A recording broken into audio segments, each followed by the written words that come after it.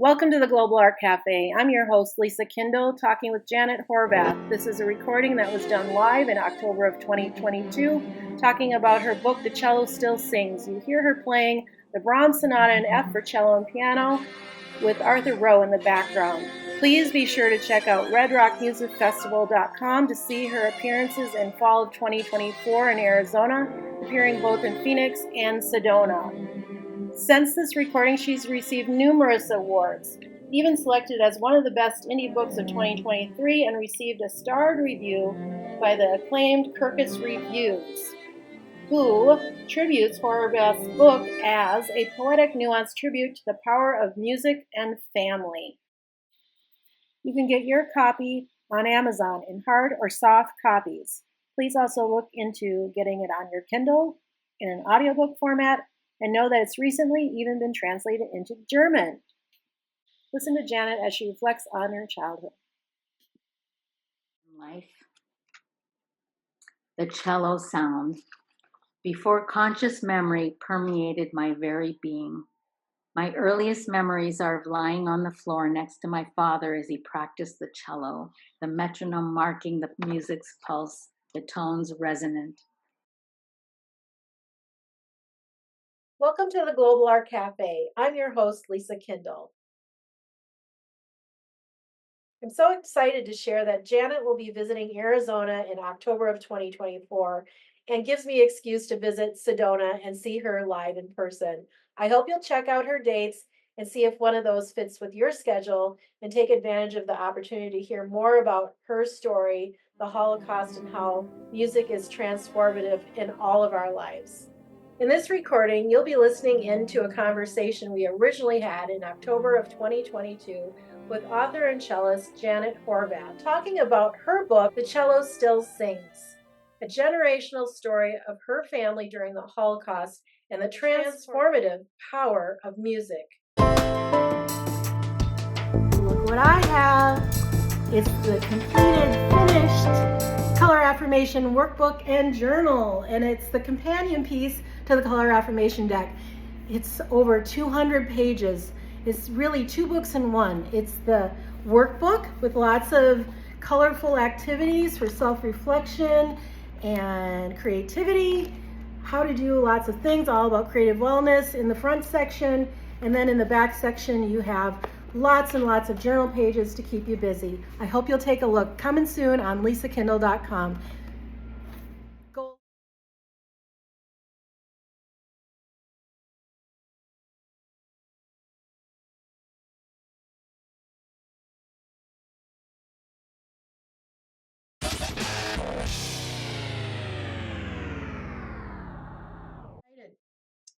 In the fall of 2019, I moved to Maple Grove. And at that time, I met Lise. And so I started the Art Coffee. I also met Val there and several of our other members. She's down there. We call her Fab Val from Maple Grove. And when COVID hit, I realized that's not going to be able to happen in-person meetings. And so I created what now is called the Global Art Cafe. And we've grown from a very small number to 170 members on Facebook. Not only did we start Maple Grove, we moved out to the outer reaches of the United States, to India, Nepal, Japan, Amsterdam, Luxembourg, and London. And we've been able to have live feeds and visits just like this. And so I would say about once a month now, we're having a special guest, high profile like Janet. We're just talking, we're chatting. It's a place you can come and talk about creativity and the arts.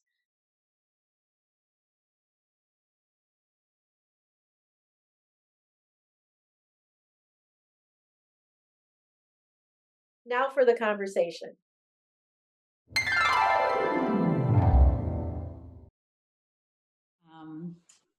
My new book, which is hopefully going to be out April 8th. That's the plan. Is The Cello Still Sings, a generational story of the Holocaust and the transformative power of music. But most of you know me as the Hurt Lady. And my first book was Playing Less Hurt, an injury prevention guide for musicians. So I was associate principal cello of the Minnesota Orchestra for 32 years. And during that time, many people were injured from playing, and I had been injured. So I have become very involved in injury prevention for musicians, and I give seminars. I work as a consultant. I still do. I'm doing a lot of Zoom ones now. And I was an advocate, a chamber music musician, a coach, a soloist. And when I left the orchestra, I decided this was a story that I had to get out. And so I ended up going back to school, and I got my MFA in creative writing in order to have the support that I thought I needed to get this huge and wonderful story out to the public. So, how did it start? My parents were Holocaust survivors, and it's very interesting that when when I meet people that I don't know, and I introduce myself, they're shocked. And it's interesting that people sometimes don't connect the fact that if I'm American of my age, and if my parents were from Europe, and if I'm Jewish, then that follows that my parents were survivors. There are still people that feel like that's really ancient history. And unfortunately, as that generation is passing away, um, it's become our job, as we call ourselves G2, the second generation, that it's our mantle to take on, to make sure that that history is never forgotten. Because, as you probably know, authoritarianism is getting pretty strong. And even in the 1930s, people thought this could never happen. And sadly, it has happened over and over and over in many different genocides and before. Nothing quite as government mandated as the Holocaust was, but there is a lot of atrocity going on and issues with refugees, as everybody knows. So, how did this all happen? My parents never spoke about it, and this is not untypical. Um, they didn't want to traumatize their children. They wanted to move forward. They didn't know about PTSD in those days, and they just wanted to start over, put that behind them, and not have their children live with that legacy. But it oozed into our genes. And people maybe need to understand that we children of survivors have needed a lifetime to process the genetic trauma that we grew up with and that was passed down to us. Quite aware we're alive today by virtue of our parents' unlikely survival. Our internal gauge made it visceral to us, as if we'd been there experiencing it ourselves, especially in our dreams. So we feel that pain so strongly that as we grew up, we were always protective of our parents. So they were protective of us, but we were protective of them. We knew we must not hurt them. We didn't know why, we didn't know the details, but we knew we had to be the best behaved people, young people, and the most successful, because we had to live for them. We had to live for those that couldn't and didn't. And that was a huge burden. And I'm only deciphering that as I delved into our history. So, how did I find out about the history? It was a total accident. So, my mother had just passed away in the very late days of 2008. And in 2009, I was with my father, and my father was also a wonderful cellist. He was in the Toronto Symphony for 38 years. And he loved to talk shop. And my father, having been a European instrumentalist, was able to play with some of the most famous maestros and conductors of the day. And we often talked about it, but he'd never talked about Leonard Bernstein, who was one of my idols. And I never asked. So one day I was driving my father to a doctor's appointment on a wretched January day, and it was sleeting and slushy, and I'm gripping the steering wheel, and he's sitting in the driver's seat. We're going to the doctor, and I thought, okay, what can I say to distract him from the sadness of my mother's recent passing? I thought, okay, we'll talk about music. He said, Dad, did you ever play with Leonard Bernstein? And suddenly he went pale and he put his hand on his face and looked up into this, his eyes rolled in the back of his head. And I thought, what did I ask? I mean, what's going on? Should I pull over? I kept driving and I kept quiet. And then suddenly it was as if he came to and he said, yes, it was a very hot day. He came to the displaced persons camp in Germany. He played Rhapsody in Blue on the piano. It was just fantastic. And we were playing with the Jewish orchestra. And I talked to him and I said, I want to come to America. And he said, we're sweating. It's so hot here. We should take off our jackets. And he told me the program. And then I said, but Dad, how, I was going to ask, what were you doing in Germany? How did you get a cello? How did you survive? What kind of orchestra? I had a million questions, but as soon as I opened my mouth, he shook his head and kind of went back to a quiet state, and so I couldn't wait to get back home so that I could look it up. I was incredulous. My father played with a young, they were in their 20s, my father and Leonard Bernstein. And I wanted to look it up and I imagined, well, how did they get an orchestra together? And I imagined like the Minnesota Orchestra, a big orchestra. So once I got him back home, I Googled the question. I went to Leonard Bernstein's site and there it was.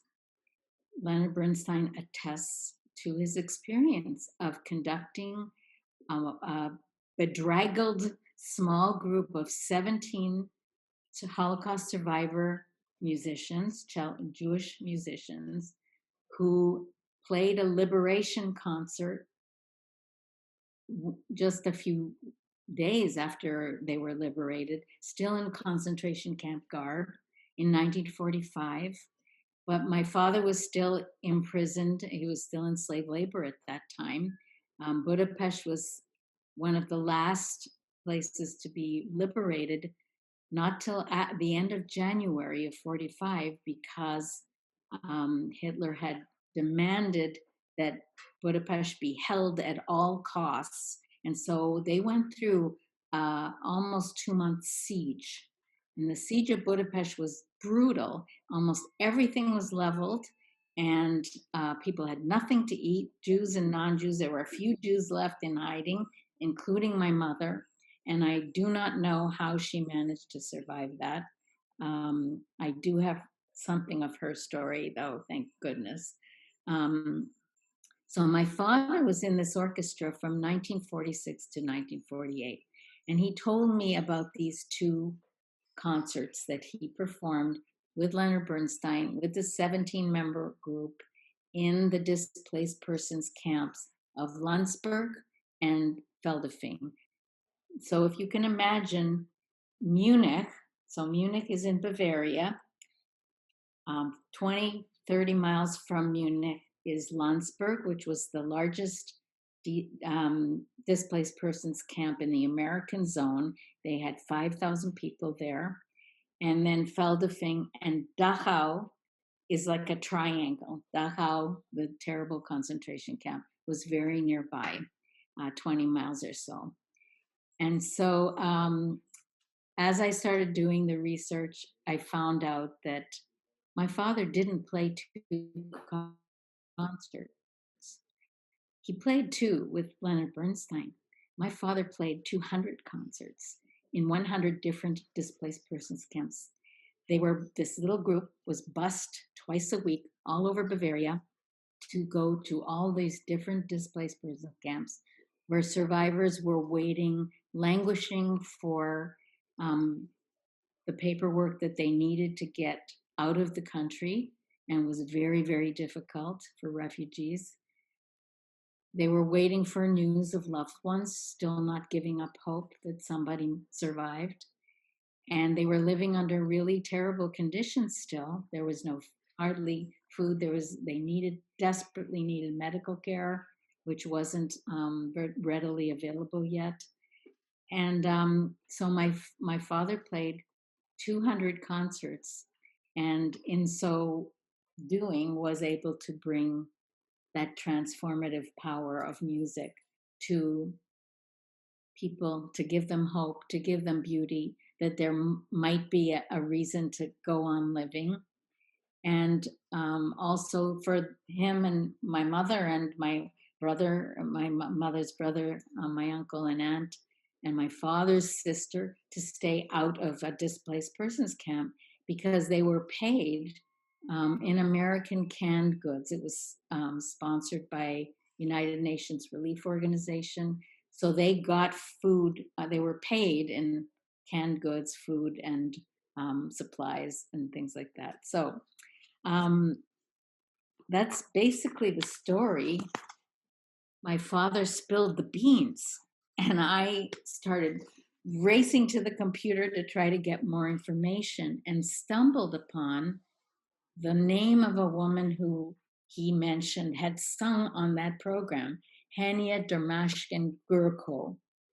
And I thought, wow, that's an unusual name. Maybe I'll be able to find something.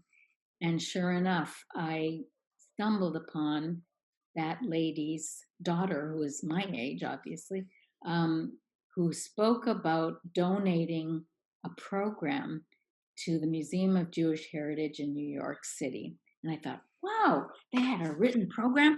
Wow, I've got to write to that museum and see if I can see the program. My father always remembered the music, and he remembered the program exactly. And I Googled them, I wrote the museum. They wrote me right back and they said, well, yes, Janet, next time you're in New York City, please make an appointment. We'll be happy to show you the signed autograph program that's in our archives, but don't you want to see the photographs and hear the video testimony? And I went screaming down the stairs that they had photographs of that day. So when the Minnesota Orchestra went to Carnegie Hall that year, and that was 2009, I, raced over to the museum and was really beautifully received. And out of a little archival box, the archivist had beautiful gray coiffed hair. She was a lovely, kind woman. She donned these white gloves and very carefully took these tiny photos out of the box to show me. And there was my father with a full head of hair and a mustache, standing with Leonard Bernstein and the other members of the group. And they hadn't known his name. They drew a line and pointed and wrote out his name. And I mean, I get all emotional just thinking about it again. And then she took me into a room and put this video on of the live testimony of the singer, this Henia Dermashkin Cohen, Gurko, while she told the story of being in this orchestra. She called this younger woman, her daughter, my age woman, to say, I know there's a lady here from Minneapolis. She's watching your mother's video. I don't know why, but maybe you ought to talk to her. And I did. From backstage at Carnegie Hall with all the cacophony behind me, we realized we had this unbelievable bond of having both our parents in this orchestra.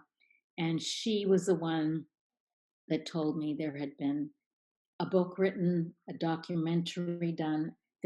there's a documentary with my father in it, in still pictures, that I would be able to get my hands on, and photographs, many more photographs that eventually I was able to find at different museums. So it became an incredible story, and my father was starting to fail that year, but I kept finding this information. I blew up the pictures to poster size so that I could show him and see if he could identify some of the other members who were still as yet unnamed. Um, and I wasn't sure what his reaction would be either, because all his life he never talked about it. So I was really terrified that I might um, anger him or bring up really painful subjects. I wasn't sure whether I was doing the right thing, but I had this obsession. I needed to know. I needed to know so many things that we grew up with that I didn't understand, that I didn't know had formed me and affected me so much. And my brother, too, of course. Both of us became, super achievers, because we had that feeling that we had to live for them, for the opportunities that they weren't able to achieve themselves. I mean, my parents came as immigrants, and my mother had to scrub floors and work in a sweatshop, and my father couldn't get a job playing for 2 years before he could join the union. He washed cars. I mean, it was really, really tough for them. So because I had put so much energy into trying to find out more information that year, got my hands on the video. My father and I watched the documentary together in August of 2009, holding hands. Neither of us had seen it. And as we watched, when they had a couple of close-ups of my father, you'll see in the backdrop what he looked like in those days. With handsome man, lots of hair. He was quite bald later on. We watched it, and I said, Dad, I jump up at the TV. I pointed on the TV. I said, there you are. And he said, Janet came. It's me. How did you find this? This is, I had so much hair, and there was such a disconnect with him being able to be seeing this with his grown-up daughter, middle-aged daughter, and then seeing himself in his 20s in those times, in those terrible times.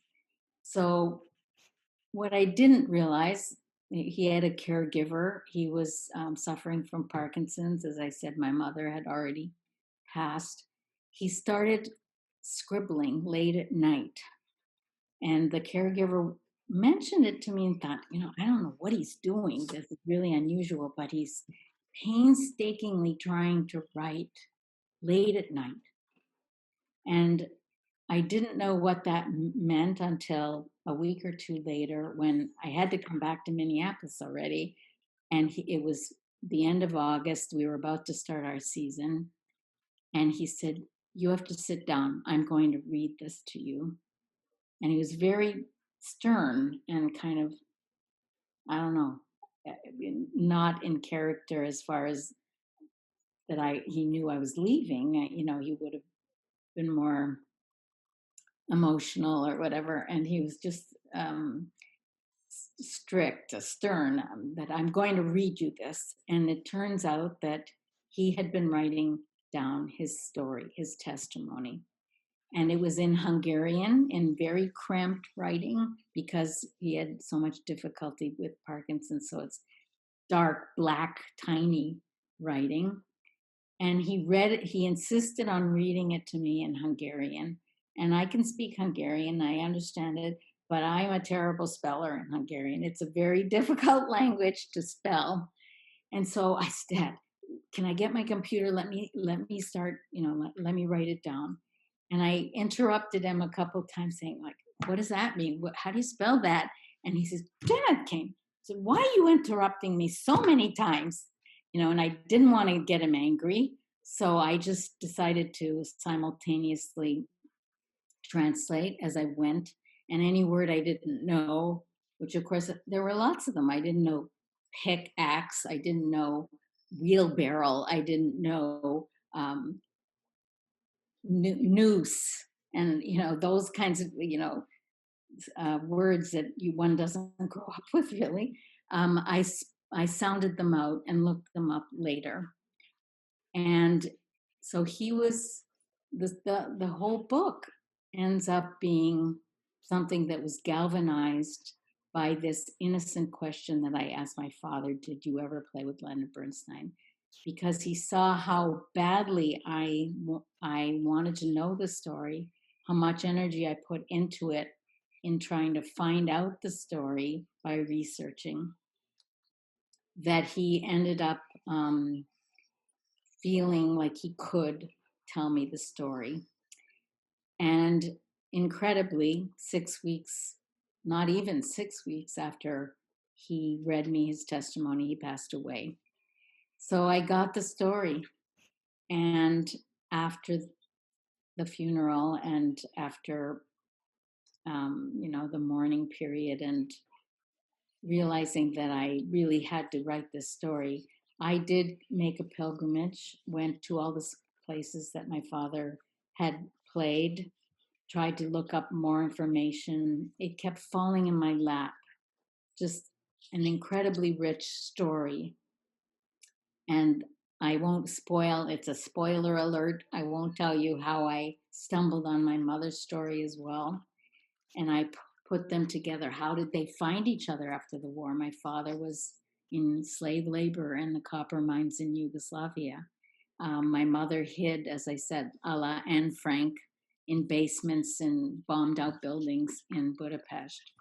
So I wanted to read you just a couple of excerpts, just to give you a taste of what the book is like, because it's not all sadness. My parents were both professional musicians and Holocaust survivors. Our family was haunted by an eerie hush surrounding their experiences. Music was our lifeline. In the last year of my father's life, in response to an innocent question, he disclosed a deeply hidden secret. It was the spark that led to his testimony and disentangling the past. As a child, I knew not to ask questions. In order to start life anew, my parents buried the memories of who and what they were before, silencing the past in order to live. My brother Robert and I grew up in Toronto in the 1960s, bewildered by the constant intensity of our parents' emotions. I remember a knock at our front door. My brother and I were drifting to sleep. We heard our parents' agitated voices and a flurry of Hungarian, nervous with apprehension. My brother and I leapt out of bed and rushed into my mother's protective arms. Infected by their panic, I started to cry. I watched my father sidle to the door. In a tremulous voice, he asked, "Who is that?" "It's Phil," a voice said, "your neighbor." My dad cracked the door open, squinting into the darkness.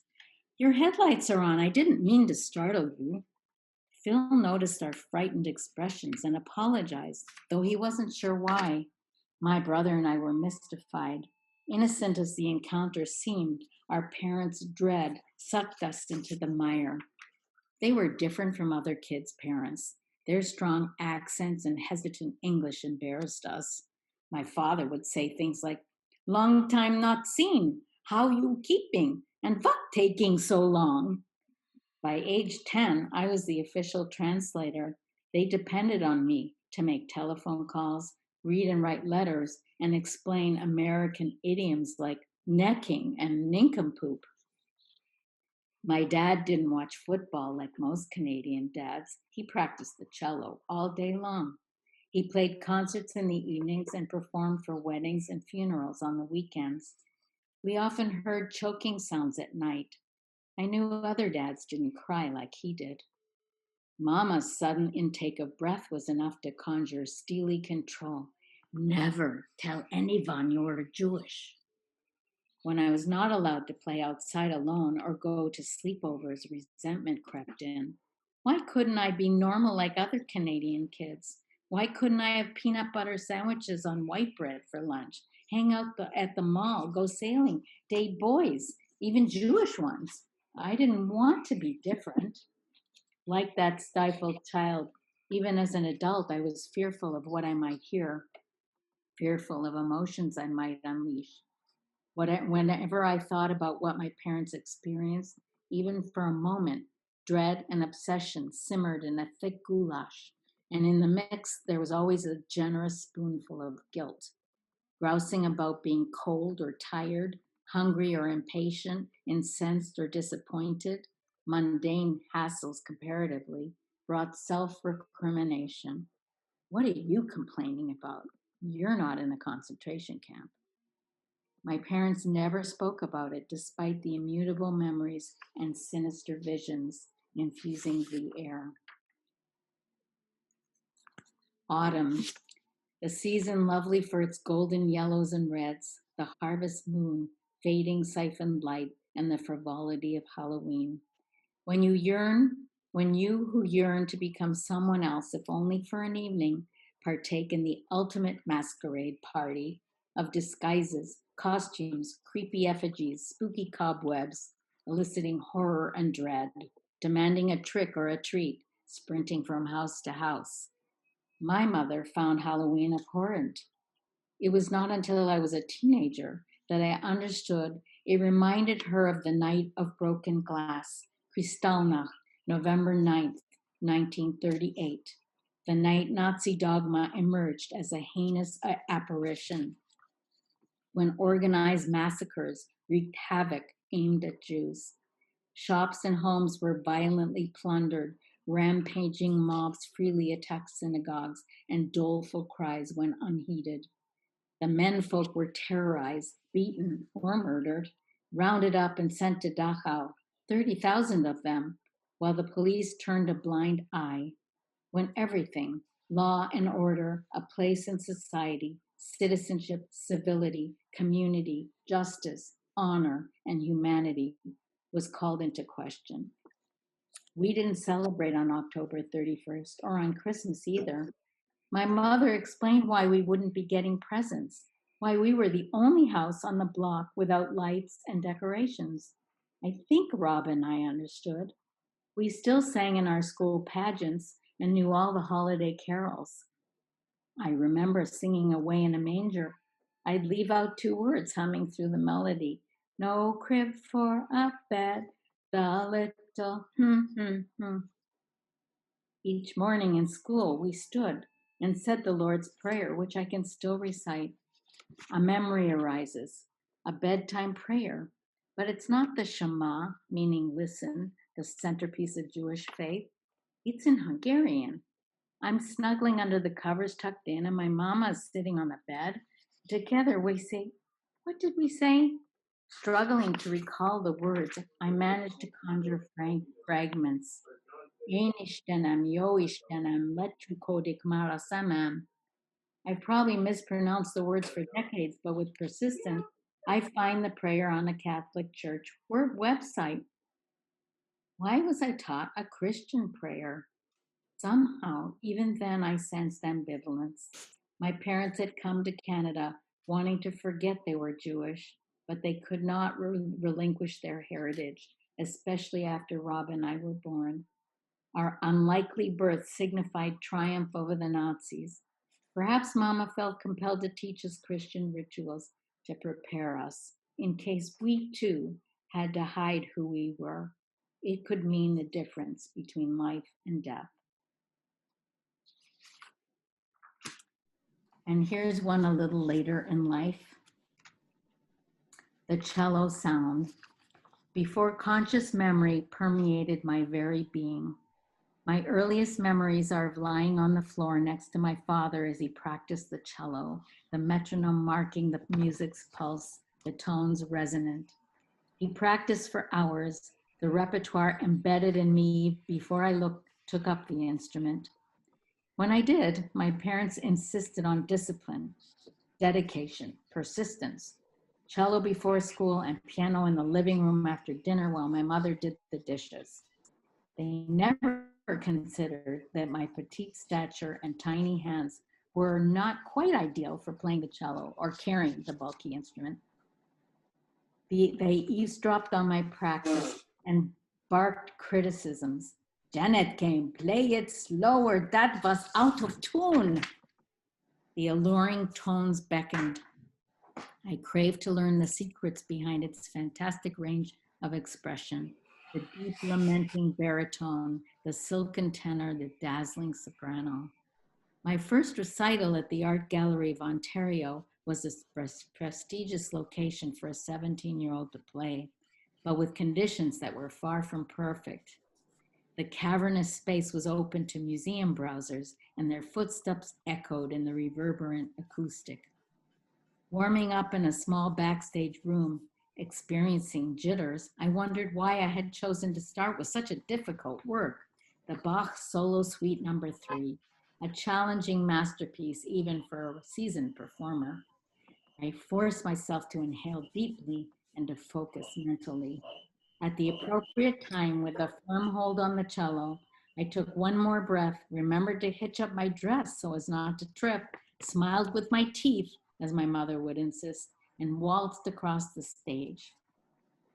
Jamming my end pin, the metal spike that holds the cello, into the unyielding floor, I launched into the first sea of the music. Then came a cellist nightmare. My cello careened forward out of my hands, and I only just caught it with my knees. I shoved it back into the floor with my torso, somehow not missing a beat of the music, but I didn't dare look up.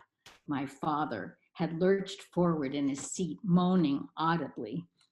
After the Bach, when I retired to the back room, my father jumped out of his seat to canvass the audience.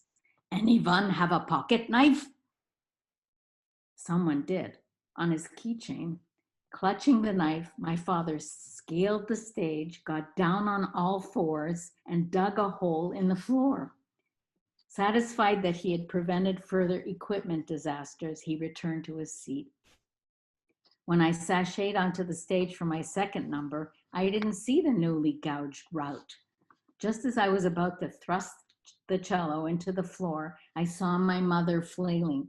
Janet, Janet, your daddy made a hole. Your daddy made a hole.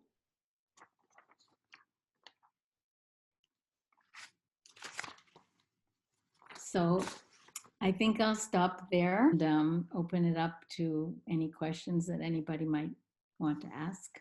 Pamela, go ahead. Well, first of all, I just want to say, Janet, thank you for sharing this story. Amazing. And I want to get your book. That's for sure. There's so much more. But thanks for sharing those excerpts. There's so many questions. I can't even pick one. So I'm just going to let everybody else think of questions. And I just want to say thanks again for being here. Thank you. The goal is to release the book by April 8th, which is a very symbolic date for us. April 8th is the annual Holocaust Commemoration Day. It's called Yom HaShoah. And so I'm hoping that we will be able to, release it that day. And there's usually citywide events. So hopefully I can have the book on hand that time. Sorry, Janet. What's the name of the book again? I didn't quite catch that. The Cello Still Sings, a generational story of the Holocaust and the transformative power of music. And how does one purchase your book when it's released on April 8th? Is it available online or is it only going to be in stores? It's going to be everywhere. And what's your website address? It's janethorvath.com. Okay. That's what I was going to ask. I'm definitely going to get a copy. It's very, very interesting. I was mesmerized by the passages you read. Thank you so much for coming today and sharing with us all. Thank you. I really enjoyed it. Thank you. I'm going to remute myself now. Okay, any other questions? So first, thank you. And I think I'm going to have a lot of explanation and education to do. There's a lot of questions on my right there. And I am French, and so although I do not have, although my grandparents didn't go luckily to the camps, I have a couple of family stories that I can relate to compared to your story. And I visited resistance and camp museums and talked to survivors in my youth, which is something that in the US it's much harder to do, but with a European background, there's a more direct experience. But she asked a couple of times if you were sad. And I'm gonna have to explain to her, she was very distraught as to why did your father was in prison. So I will have to explain to her why, because it's so out of her understanding. So thank you so much. And they asked why too. And, you know, we're experiencing it today as well, that people are being persecuted and put in jail sometimes too, just because of who they are, what they look like, what religion they are, who they love, what sex they might be in some countries. So then my parents wondered, like, why? Just because I'm Jewish, I'm banished from stores, I'm not able to do my job, and then I'm rounded up and taken to prison. So that's a really important. I'm glad you're wondering why. That's what we should always ask. Why? We just finished reading I Descent, which is the story of Ruth, and Hey. We're there. Yeah. Thank you so much. Thank you. Well, we're at 10 minutes. Do we have maybe one more question for Janet or a comment?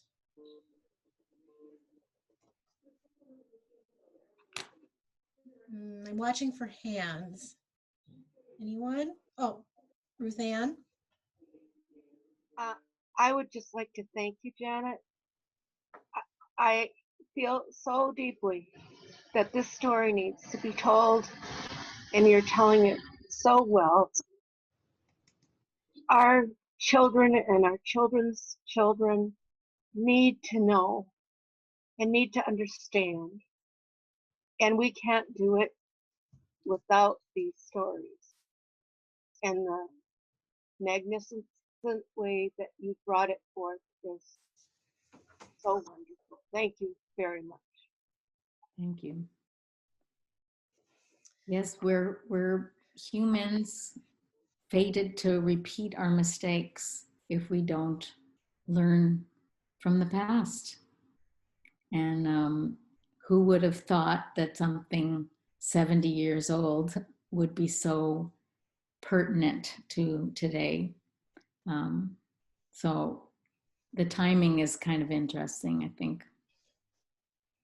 Very. I read your bio when you sent it in the last paragraph. I wanted to find it because it said so much about the connection, and some may not see the connection or want to see the connections of what's happening, but we've had a year of craziness, changes, unrest, and I think your story, like my mom was saying, is needed to be heard. And whether we like it or not, we have to listen and hopefully learn from it, which that's what the Global Art Cafe is about. It's a very sobering topic, but one we need to hear.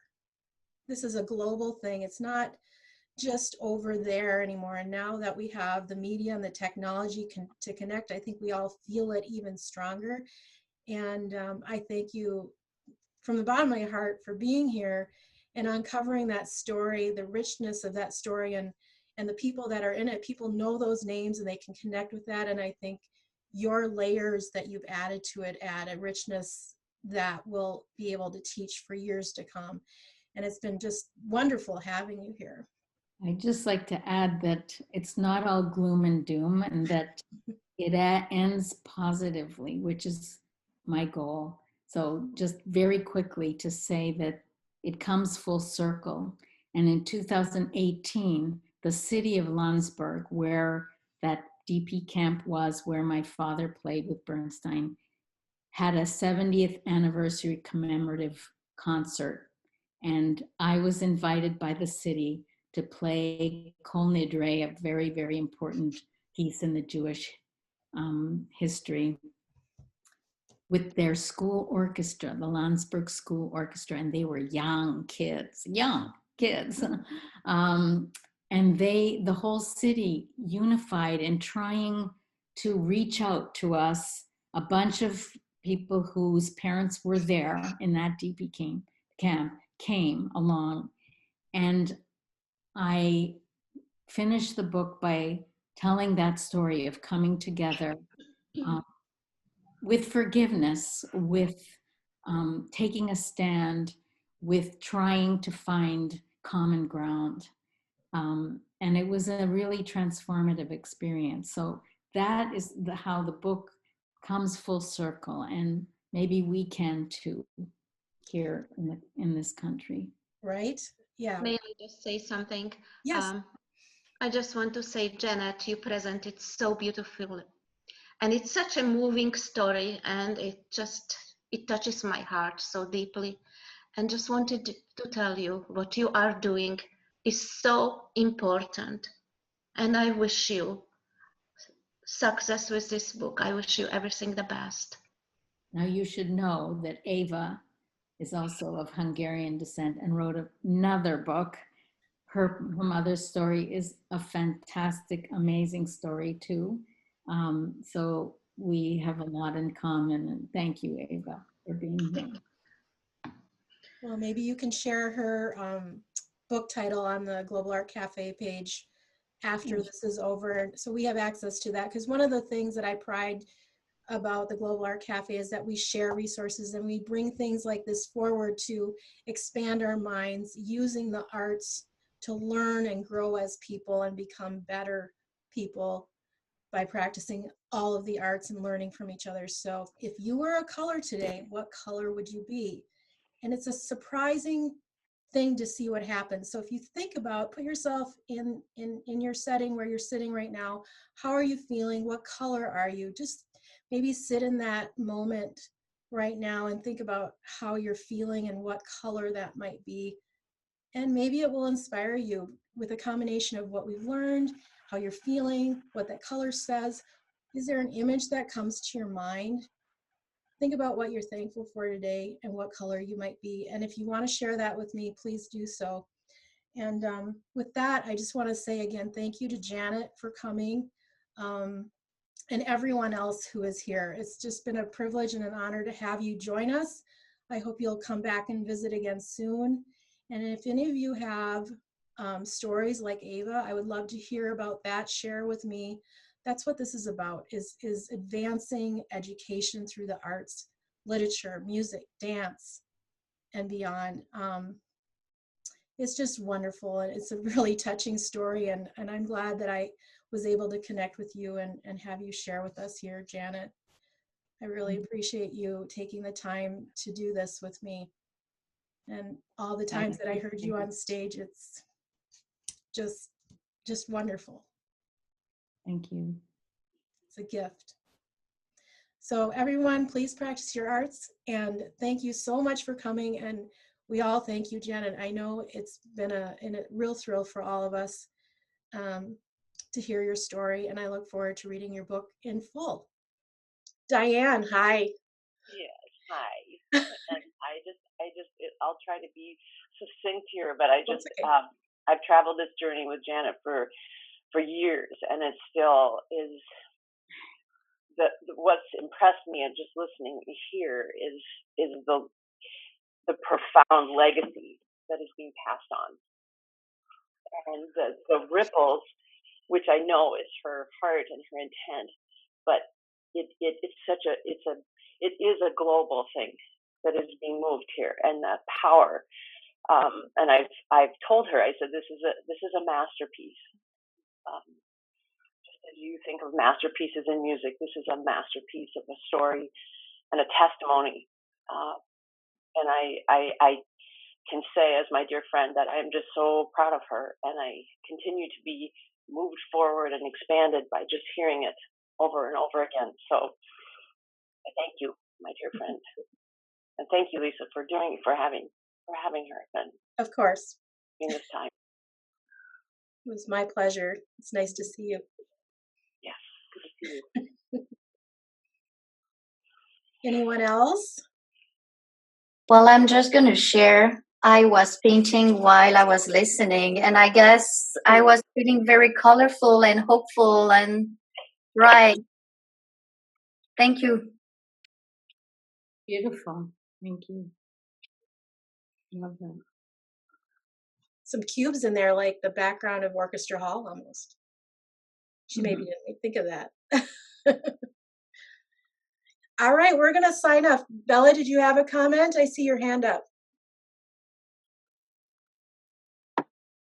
Yes, I'm sorry I joined late, but for what I could catch, it sounds like a really moving, lovely story that Janet had there, and I've made a note of the book, and I'm going to purchase it, and having read these books, on survivors of the camps and things, that was a really moving story. I don't know if anyone's ever read that one. Eva's story, and this tattooist, that was absolutely, I mean, both the true stories and that one that really grabbed my heart. Yeah, completely moved, and I will read your book too. Thank you. Thank you. Yes, Bella's here with us from London, so we have quite the group here. So I'm going to just close out, say thank you again for everyone coming. This is the Global Art Café. I'm Lisa Kindle, hosting with Janet Horvath today, talking about her new book, The Cello Still Sings. The Global Art Café is where art and life come together, and I thank you all for joining us, and I hope you have a creative and wonderful day. Thank you for joining us. I hope you enjoyed this conversation and stop back soon. Please be sure to check out Amazon.com for Janet's book, The Cello Still Sings, and then go to lisakindle.com and see what I've been brewing up. I've got my brand new color affirmation workbook journal and updated decks, and lots of other good, colorful goodies. Please be sure to check out my sale, the pre-sale, the book, and the deck on lisakindle.com. And thanks again for watching. I'm Lisa Kindle, your host of Global Art Cafe.